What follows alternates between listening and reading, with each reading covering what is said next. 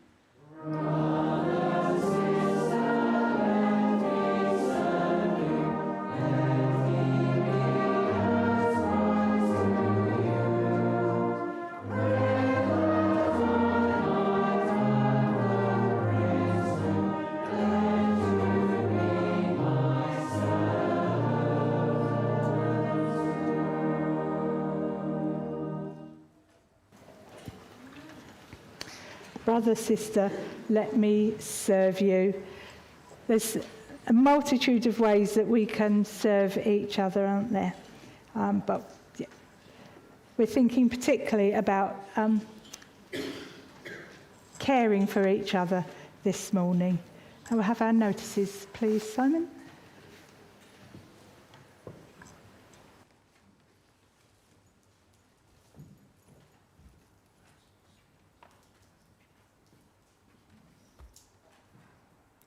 Good morning. Good morning. Welcome to worship here today as we concentrate on the care of some of our more vulnerable members and friends. Please don't just see this as an information-giving video, but also part of our worship, recognising our part in making this a safe place for all we are entrusted to serve. Tonight there is a united service at St Andrew's Church, and tea and coffee will be served in the secondary hall down the corridor after the meeting and video. All the regular activities are on the handout sheet and online, and there is also a new core magazine and What's On leaflet. Just to highlight, the magazine is really for people who come quite regularly, and the What's On leaflet is something that we can give to people kind of on the fringe of our fellowship. So maybe something you can give to your neighbours or your friends. Please remember any of our young people who are at the Divisional Youth Camp this week. Now, ladies, please continue to get your tickets for the fashion show, and I think Glenys may know about that. And here's an announcement. Gentlemen, for the September Breakfast Baps event, we now have a sideshow, the men's baking competition. That's the first entry, right. So more details will follow. However, start thinking about what your signature bake might be for the competition. And if any of them are edible, we will sell them off that morning too. And I'm just going to leave you... I love cake too as well. Psalm 9 verse 9 is, God is a safe house for the battered, a sanctuary during bad times. The moment you arrive, you relax. You're never sorry that you knocked. Let's make sure this is the same of our call. Thank you. As a safeguarding video is part of our safeguarding policy, etc., we are required to have a list of people who have attended. Now, obviously, all leaders, there is a couple of sheets out there that you can sign up to. Obviously, anyone that's got a leadership part will definitely need to sign.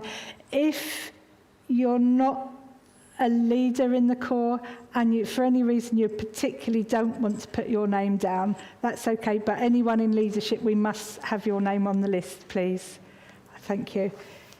Now we're going to have the message from the songsters.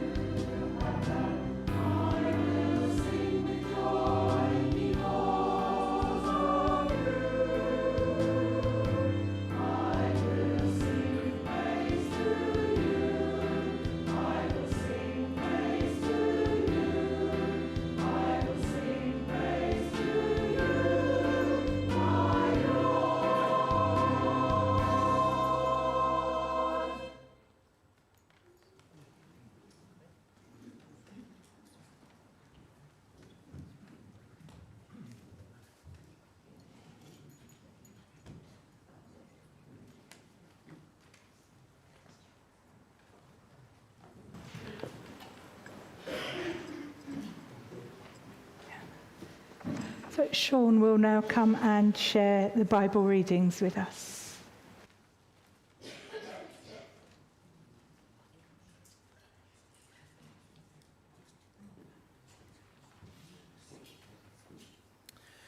Thank you, Joe. So today we're going to have two readings, one from Mark and one from Matthew. First one is Mark 12 through 28 to 31. One of the teachers of the law came and heard them debating. Noticing that Jesus has given them good answers, he asked them, of all the commandments, which is the most important? The most important one, Jesus said, is this: Hear, O Israel, the Lord our God, the Lord is one. You love the Lord. Start again. Love the Lord your God with all your heart and with all your soul, and with all your mind and with all your strength. The second is love your neighbors as yourselves. There are no commandments greater than these. Then the second one is from Matthew 25 through 34 to 40. When the king will say to those on his right, "Come, you are come, for who are blessed by my Father. Take your inheritance. The kingdom prepares for you since the creation of the world. For I was hungry, and you gave me something to eat.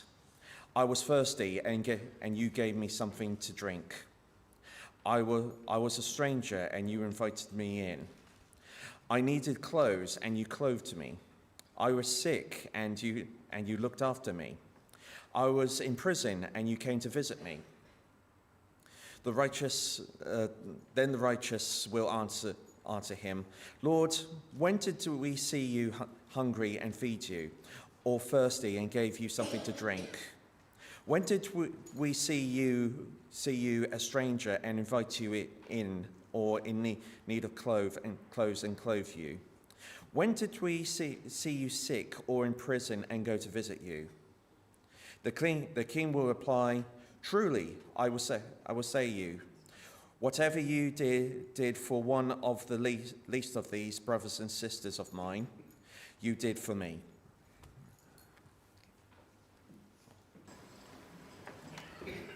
Thank you, Sean. Loving other people. It's not always easy, is it?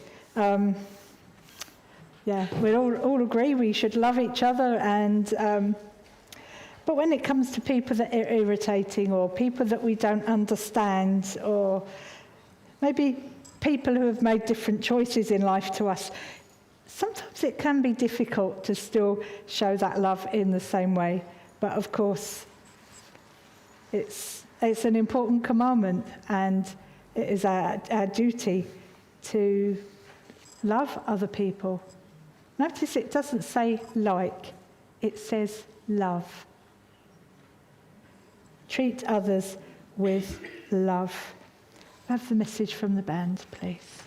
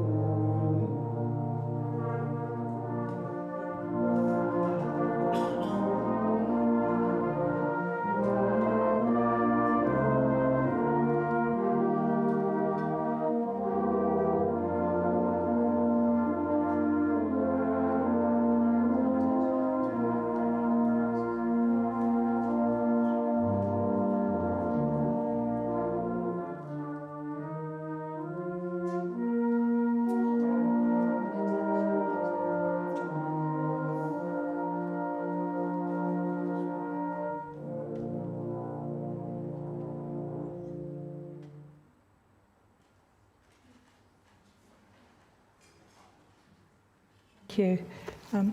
I think we'll sing another song now. Song 1001. Help us build a loving world. Thinking about those times when it might not be so easy to love people.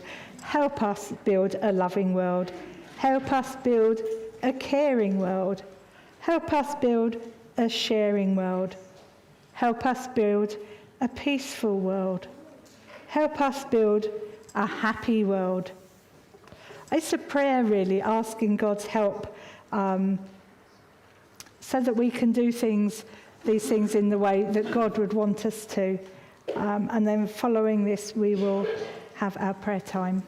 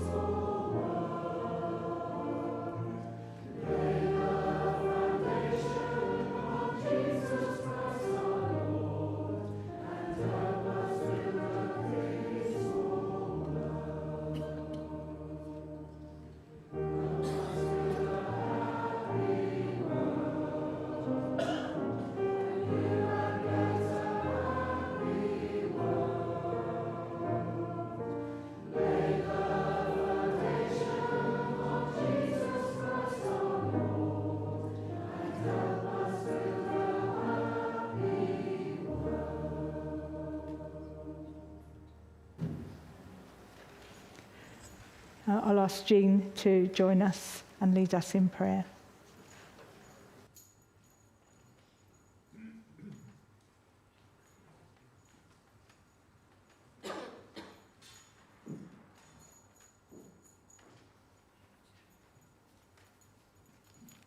Hello, everybody.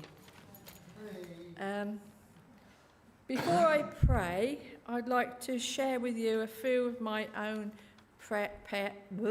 prayer stories. I mean, they started at Sunday school when everybody put their hands together and closed their eyes. We believed what everybody told us.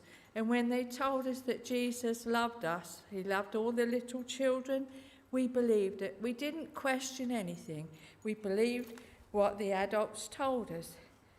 We said the Lord's Prayer, and I remember the Lord's Prayer. We could recite it before I even started school.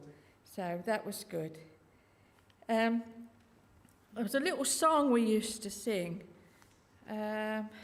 Jesus loves us, this we know, because the Bible tells us so.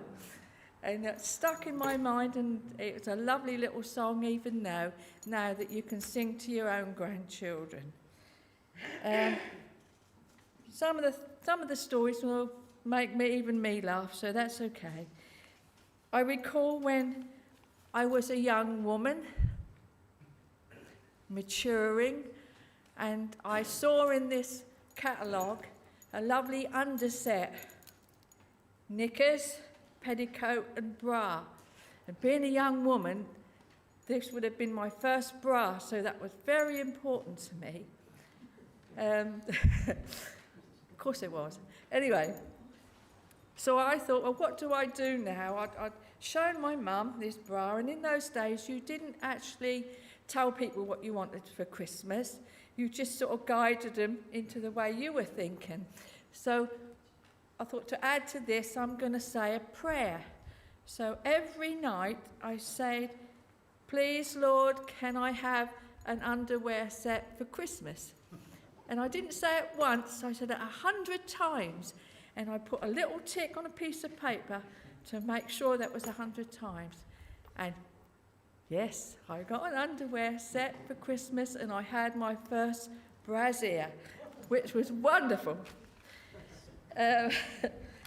Later on in life, at about 20 years old, I started to question things a little bit, but I wanted to win the football pools. I wanted a nice house and a car and all the things that come with money, right?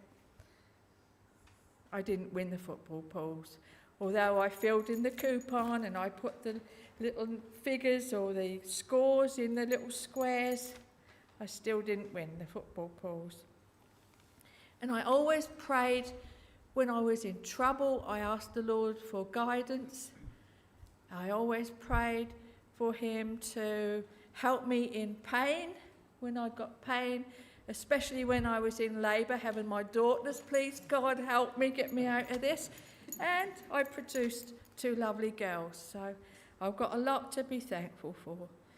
But as I got older, perhaps in my early 50s, I came to Christ. I attended a church regularly. I knew the importance of what being a Christian was, and I knew that my prayers had changed, because now, instead of praying about myself and what I wanted and needed, I began to pray for other people, what their needs were, and with other people. And I've never forgotten what the Lord has done for me in my life, and I thank him every day. So thank you, Lord, for all what you've done for me. Now I would like to say a prayer that strangely fits in what Joe's theme is today. It's a prayer for our world today. Gracious Father, we pray for peace in our world, for all nations' leaders, that they may have wisdom to know and courage to do what is right. For all men and women, that their hearts may be turned to yourself in search of righteousness and truth. For those who are working to improve international relationships, that they may find the true way of reconciliation for those who suffer as a result of war, the injured and the disabled, and the mentally distressed, the homeless and the hungry. Make us worthy, Lord, to serve our fellow men throughout the world who live and die in poverty and hunger. Give them through our hands this day their daily bread, and by our understanding, love, give peace and joy. God, our Father, creator of the world, please help us to love one another, make nations friendly with other nations, make all of us love one another like brothers and sisters. Help us to do our part to bring peace in the world and happiness to all people. Amen. Thank you.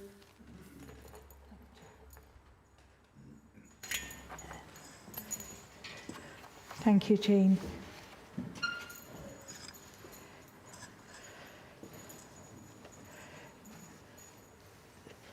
It can sometimes be quite difficult to understand why we're told to do something, especially if it's something we don't want to do. How many times have we heard children question why?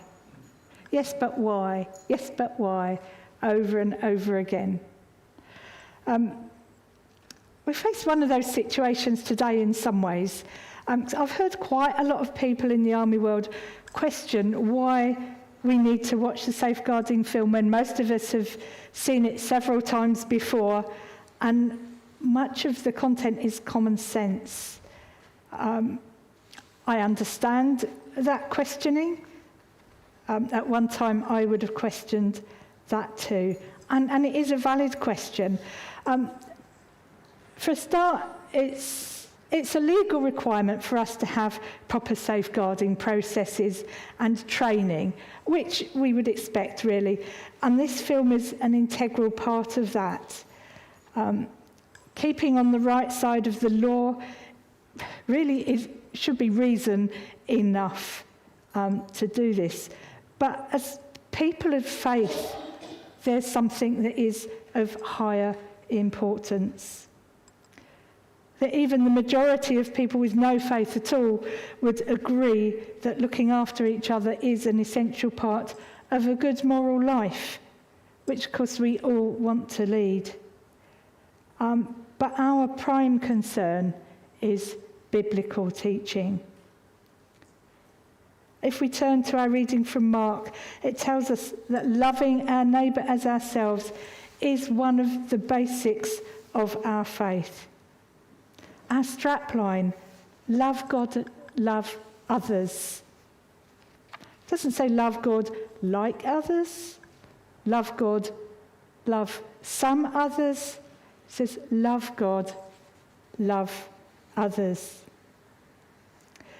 In the reading from Matthew, we see that we can't truly serve God unless we're willing to serve others. A big part of looking after each other is making sure that everyone is kept safe from all types of harm as far as we are able while they are in our buildings. And that includes giving appropriate help and advice when people have concerns or something that is negatively affecting their well-being. So looking after each other is an essential element of living out our faith. It's not always easy. Some people aren't easy to love. Sometimes it's a struggle to understand people. But then I know sometimes other people struggle to understand me. It might be difficult to relate to people whose lives are very different, but they are still children of God.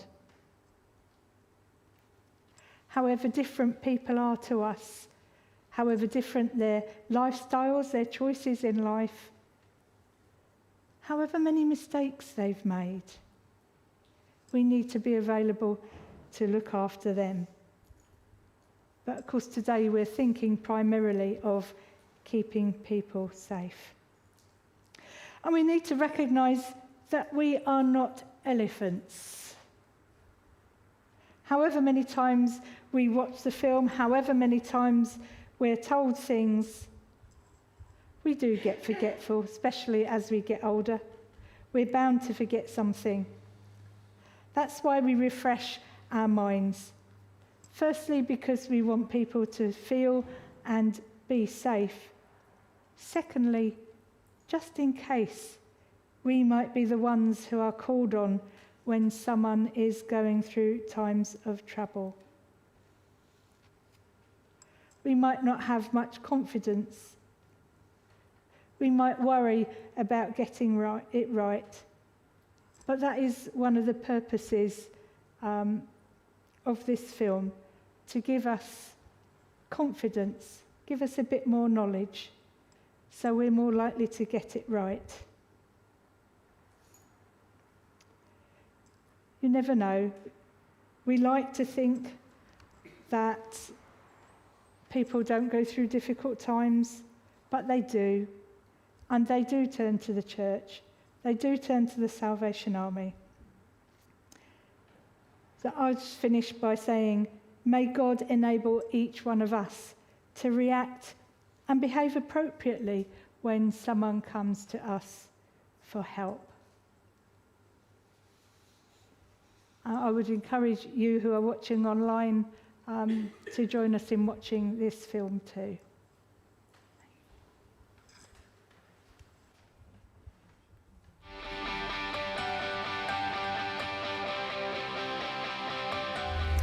and welcome to Sutton Salvation Army. Now, we've already been inside, and even on a Wednesday morning, this place is buzzing. Come on, we'll show you. I'm guessing by the number of buggies that are lined up, it's like a buggy car park. There's something else going on. Singing. I love this song. And when they were up, they were up. Hey, and when they were down, they were down.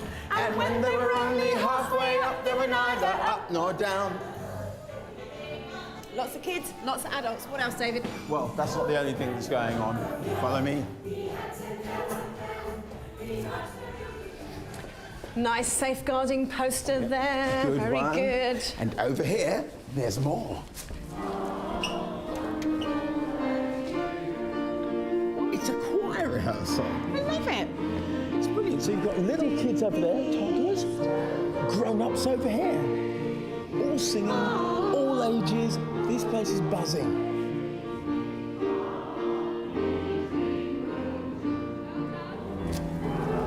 So now let's get down to business. We're all familiar with the need to safeguard children, and there are systems in place that make sure that children, whether they're at an event or anywhere for that matter, are kept happy, well cared for, kept out of danger and free from abuse. And quite right too, but that shouldn't just apply to children. Surely it should apply to people of all ages. Not just the toddlers, but members of the choir, members of the congregation, members of staff, volunteers. They should all feel protected. So we're going to take a look at some examples all over the UK of Salvation Army churches who are doing some amazing work, but also managing to keep people safe. And it doesn't seem to have cramped their style. Take Carmarthen for example. Carmarthen occupies the ground floor of two next-door buildings in the centre of town. In the coffee shop, they offer a free breakfast twice a week for anyone who wants it. People just come, they get a good breakfast in the morning, we know they've had a healthy feel for the day, they come, they chat, they share conversations with one another, gives us opportunity to come and just talk about everyday issues. It's a wonderful ministry and it's a very needed ministry in town as well. We were unsure what to call it because it's not really for homeless people. So we came up with this name of Support Breakfast, and anybody walks in and says, I need support, then we can offer them some free breakfast. If it wasn't for this place, a lot of people would be struggling, I feel. Yes, it's like a sanctuary. They're very supportive. They particularly target helping people who are having trouble with the benefit system or addictions and things like that. The Corps runs a number of activities throughout the week, and they've carefully thought through where things should happen so that everyone can be safe. Oh, thank you, Mummy. Somebody who's a customer in the shop may have a child with them who want to come and play in the little soft play area. It's keeping vigil at all the times at making sure that that child is accounted for, and you know, obviously making sure that if there is somebody that perhaps has come out of prison or somewhere like that, that we don't judge them for that, but also put into place safeguards. Neil and his team recognise that many of the people who come for breakfast have been finding life hard. The most important thing is that we help give them their dignity back, because often they've reached a point where they really don't care who knows about their life. People just really do trust you, and they know that it's confidential, and they let you hear, you know, everything that's been going on, and quite often the subject of abuse does come up, and we're able to signpost them when they're ready to perhaps somebody who's more qualified, another organisation that can give them a higher level of support. We're very careful here that we've got the right amount of volunteers for the people coming in. Particularly in this building, there's always somebody at the front of the building, always somebody at the back of the building. Nobody's ever left alone. We have a lot of vulnerable people that come here. We need to make sure we safeguard them well. We do get a lot of people who want to volunteer with us, and sometimes the volunteers have gone through the process, they've had a criminal records check, their references have come back satisfactory, but actually sometimes they're just not the right person. For one reason or another, they're not the right person, and I think we have to be very, very careful about who we have volunteering. That's what my... Mansell Phillips is a regular at the breakfast and hopes to become a volunteer himself. Having found I've just been taking all the time, and actually hit a very low spot myself. I've decided I really want to become a giver rather than a taker.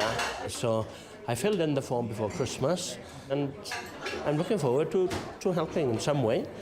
It's important to have these references, and filling the forms is, that's the correct way, in my opinion, anyway. We would like to expand as we can. So we're hoping that we can train up our volunteers so that we can actually visit to people's houses, to offer them support, to say that we've missed them and see if they need any practical assistance. And obviously for that to happen, there's some elements there that we have to safeguard ourselves. Obviously no lone working, and making sure the volunteers are clued up on how to minister to them, but also how to safeguard themselves and the Salvation Army as well. We've moved upstairs here at Sutton so that we can talk to Gordon Cottrell, who's the Corps Officer, Patrick Hopkinson, who is the Head of Adult Safeguarding at the London Borough of Sutton, and the Salvation Army's Head of Safeguarding, and that's Dean Juster. Gentlemen, what did you think of what's happening in Carmarthen? Wasn't it inspirational? We saw how they're reaching out into their community, but doing it well, and they want to go to the next stage, and they're planning that and assessing how they're going to do that well and safely. And Patrick, did you recognise many of the safeguards that you think are best practice? In fact, I was very impressed really with the way that they managed to balance the need for having measures to protect people in there, but also with making it a very natural environment, a very open and appealing environment. Mm. And Gordon, did that look familiar to you? Did that look like something that you could feel comfortable with? Oh yeah, definitely. I think the whole idea of offering dignity to individuals was really important, and the way it was done in a safe environment, looking for the safety of the individual was really important. I think it was great. Dean, we often think about safeguarding as being a children's issue, but when we say adult safeguarding, what does that mean? Well, I suppose in a word, everybody. If you're over 18, that's what it applies to. And Patrick, what are we safeguarding adults from then? The different sorts of abuse or neglect of adults can take many forms. And so what we find is that there are physical abuse, there can be emotional abuse, there can be sexual abuse, there can be financial abuse, but also some other forms of abuse, such as now domestic violence can also have a safeguarding element to it, as can human trafficking, modern-day slavery, which I know the Salvation Army is already doing quite a lot of work on, as can also self-neglect. So it's quite a broad range of problems sometimes that we deal with. Dean, Salvation Army is a church. It is deeply involved in the community. So does that raise slightly different challenges? Certainly there could be abuse of authority, abuse of spiritual authority, abuse of power, which is something we're very keen to be on top of as well. Patrick, you earlier used the phrase, we look out for abuse. What do you look for? The key thing science to look out for really can be if someone doesn't actually feel they're able to tell you that they're being abused, because we want people actually to self-disclose and tell us actually if something's happening to them. But if the person doesn't and people are noticing something, getting a bit worried, I mean, the key signs to look out for are, well, I suppose in many ways things like changes in someone's behaviour. So if someone starts doing something that you've never noticed them do before. It might be even changes in terms of how well dressed the person is. Someone who might have less money than they used to have or more money than they used to have. People with bruises, people with marks, scratches on their faces or on their arms. They're all things really just to watch out for. They may not mean that anything is wrong, but they're just signs that suggest that something might be. You've spoken about the things that you don't want to happen, Dean. On the flip side, what is the experience that you want people to have? Well, it's very exciting because we want people to be welcome when they come to the Salvation Army. And so that's part of our theology. That's what we do. We want people to be secure when they're here, and we want people to be respected when they're here and valued when they're here. And do people have an environment where they feel safe and secure? Now, Gordon, you're working here in Sutton, and we're going to find out a little bit more about the work that you're doing here. But before we do that, let's have a look at Dunstable.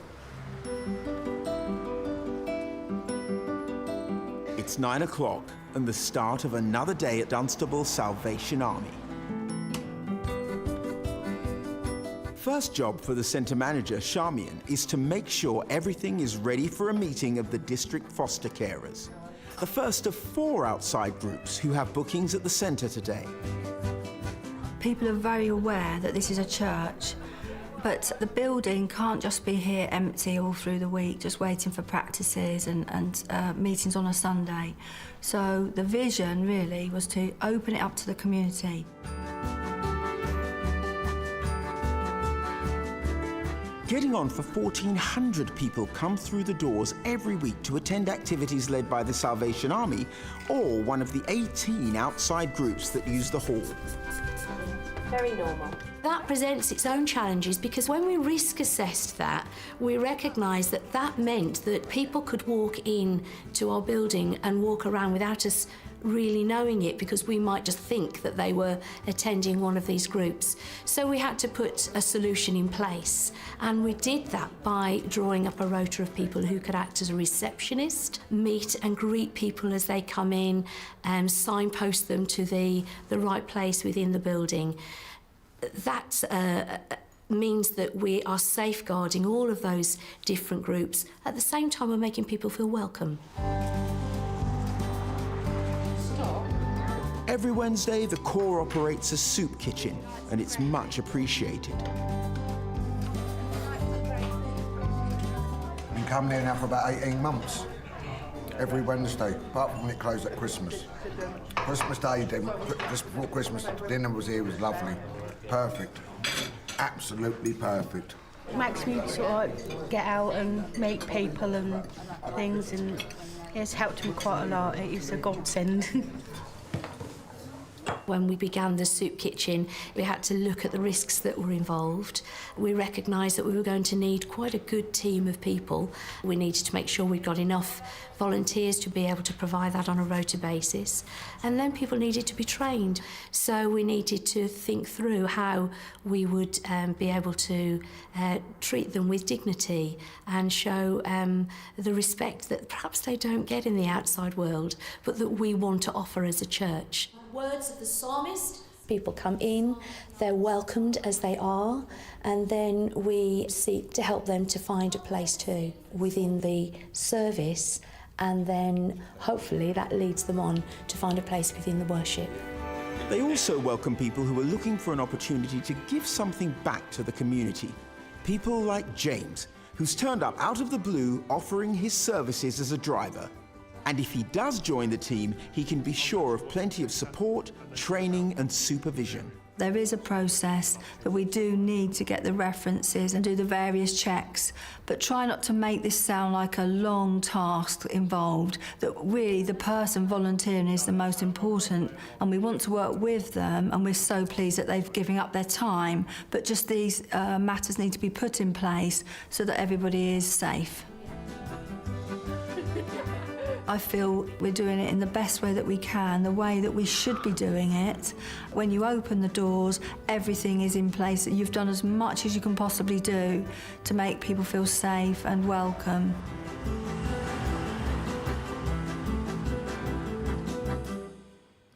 So that's Dunstable. Gordon, that's another very, very busy church like yours is here. How do you manage to safeguard and stay welcoming?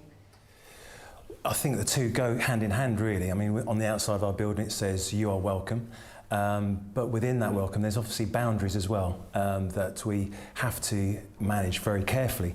We don't know who's coming into the building because it's open, it's a public space, and some of those people can be desperate people in need of desperate help. There can also be people who are very vulnerable, and the two are quite a volatile mixture, and so we're always aware, we're always on the lookout, ensuring that groups are kept apart if necessary, but equally keeping an eye and involving each other if we have got any concerns. And that's during the week, but does it have to be quite that stringent on a Sunday, a church day? Well, clearly on Sunday, again, you know, you don't know who's coming into your service. So and you have to be aware, you have to have key people within your congregation who equally are aware, and just keep your eyes open, be sensible. You work as a team. At Dunstable, we saw somebody just walking in off the street and offering their services. Does that happen here? Yeah. We manage that in different ways. We would still go through the guidelines which are made available to us. So we would ensure that there was some kind of interview, that there was some kind of job description, references. And again, people don't mind. And if they mind, it might be one of the warning signs that Patrick was talking about. One of the other things that we do is we may just get them to help us in something that is perhaps a little bit less involved, and once the relationships has developed further, we can think how this volunteer is going to work out. And how about I saw or heard something that I just felt, I'm a bit worried about this. What do I do? Who do I go to? Well, we have posters up which point and signpost people to the website, telephone numbers, and really is there to help signpost for people where people don't perhaps want to talk to someone, but they can still get the information. Gordon, in this situation, would be the go-to person. I've got a concern. What do we think about this? And he can either then say, well, I need to talk to social care, this is very serious, or he might want to talk to me, my unit, and say, look, I've got this situation, what do we think about this? And we can chat that through. But ultimately, if we know there has been a situation of abuse or there's a risk of harm to somebody, we do need to talk to our colleagues here in social care. Yeah, we welcome people actually to just tell us if they are worried about something. If they've heard of something or seen something that worries them, makes them concerned, then please tell us. What we all are trying to do increasingly now actually is to try and get an outcome from it that the person who has been allegedly abused or neglected actually wants. And to do that, what we'll have to do is coordinate maybe the actions with the police, with the Salvation Army and other organisations, health services, the person's GP, to make sure that we try as much as we can do to get a solution that works. Sometimes what we know is that abuse or neglect doesn't always happen deliberately. Some people who hurt people are sometimes very desperate themselves and also need help themselves. So it's not about actually saying this person's to blame for something. It's actually about what can we do to stop this from happening again that will mean actually working with the person who's alerted us to it, the person who allegedly has caused the harm, and also the person who's been harmed themselves. And could I guarantee, Dean, that I would always be taken seriously if I was one of those people that is a bit suspicious about something going on? Yeah, very much so. I think, like I said, you can always talk to me directly on my unit. Please do telephone, and we will discuss things, and we will take that very seriously, and then make a decision there about what we do next. Do we take advice from social care? Do we, like Patrick says, talk to the police, or do we then talk to the corps officer and say, look, you know, is there anything more that we need to know about this situation?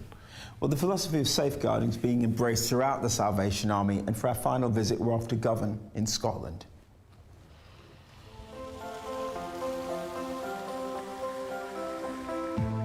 On a Friday evening at Govan Citadel, we hold a programme that's called The Open Door. It really is what the title says. We open the door to the people of the community where they can come into a safe and a warm environment. People come to us with all kinds of needs, addictions, even lonely people who just want somewhere to go and people to be with. When people enter the building, we have people on the door who make sure that people themselves are in a fit state to actually come into the building. You doing all right? Yeah, good to see you. The team decided early on just to use the rear entrance to the hall and to restrict access to other parts of the building. This is the cut-off point. People are not allowed beyond this door, and this is the area then for the programme. And then they move into the community lounge, and this is where the programme actually happens. Here we are. It's a lovely, welcoming and warm environment where people can come in and just enjoy some food and fellowship. There are getting on for 20 volunteers who operate on a rota basis, 8 or 9 at a time. I'll get you some, no problem. They've all been through the proper selection process, and now they're enthusiastically getting on with the work that's making a real difference. After a heavy week in the office, it's good to come and return something back to the community. I see people changing their lives coming here on a Friday night. We've seen people turn from homelessness to be housed in a refuge, to be then rehomed, and we've helped them every step of that life's journey. We've also done some drug awareness training, first aid training, but the main thing we do is actually just natural skills. We hold hands, we dry tears and we listen. We know about their families, we know about their circumstances, but we've also got to be very confidential because they trust us with very open information. Do you need any tips or anything, just to see you through the weekend? The court here at Govan has a very, very strong culture and a very high awareness of safeguarding issues, which is embedded through the Sunday schools, etc. And because of that bedrock, in a sense, it was easier maybe to move forward into the next stage with the safeguarding of adults. I would like to encourage other people and officers not to be so worried about safeguarding issues that it becomes a negative or it becomes a barrier. It shouldn't be. You know, it's there for reasons to support and to make safe the volunteers as well as the clients. Gordon, what impressed you about that clip? Yeah, I think, again, what I've seen there is something that's very much part of Salvation Army ministry, that everyone deserves to feel secure, everyone deserves to feel valued, and everyone deserves to feel respected. Whether or not that's a client that happens to come in off the street, or a worker, or a volunteer, everyone deserves that. The officer there is clearly embracing a framework which engenders that, which makes that possible. Not as something that's a chore or something that's heavy to engage with, but something that's necessary and actually brings value to our ministry as we engage with those kind of situations. Yeah, government have really thought about it. They've thought about the building, doors, parts of the building that can be used, parts that can't be used. They've thought about the staff there. How are we going to make this a welcoming environment? And a lot of thought's gone into that for people to turn up and experience God's love. You said about who you're going to get in the building. Do you think that local knowledge of the specific challenges that face people in different locations, do you think that's important? Yes, and certainly every community that the Salvation Army is in is faced with different opportunities. So in one place it may be people with substance misuse like we saw, it might be people working on the street like we saw, it might be people with learning disabilities, people with dementia perhaps, or like I said earlier, any one of us could be at risk at any one time. So we all have to know, okay, what do we do and how do we do this well in order to make sure that people are safe. So overall, with everything we've discussed here today, if you had one take home that you wanted our viewers to get, what would it be? Let's start with you, Gordon. I think always be hospitable. It's better than just being tolerant. And with that hospitality, we have to engage with our minds and our heads to think, how do we do that in a safe way, in a way that sustains our ministry in our community? And for you, Patrick? Adult safeguarding is everybody's business, and it should be embedded in daily practice. It shouldn't be an add-on, it shouldn't be something that you do specially, but just should be part of what you do each day. And finally, Dean. Well, I'd say continue to spread God's love and light in every community that we're found in. But do it well, and doing it well means thinking about environment, how we talk to people, and how we screen and select the people who are working with the vulnerable people who come to our buildings or who we reach out to. Thank you very much, gentlemen, and thank you. Thank you. Stay safe.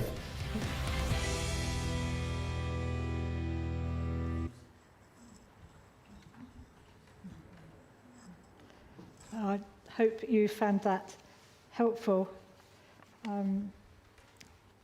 So obviously you can, if you do have any concerns, you could come to Andrew or myself, Janine, really any of the leaders here. Or if you don't want to speak to us, you could go directly to the safeguarding unit. I'm going to sing 608. 608. Make me a channel of your peace.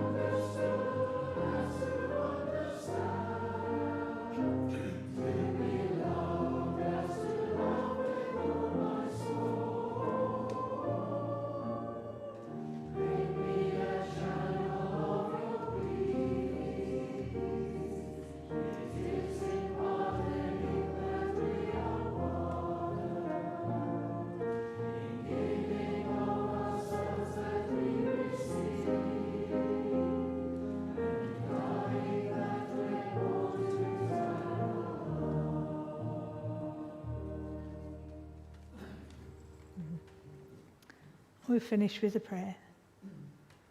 Father God, we thank you for all those people that come into our building.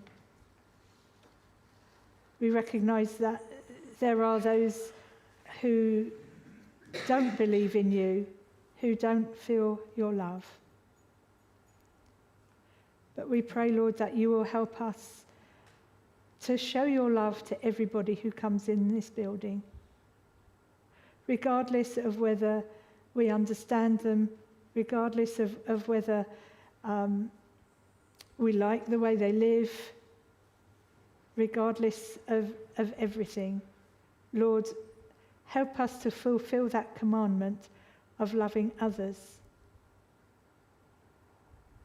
And may we be there. May you help us to react and behave appropriately when they are having difficulties in life.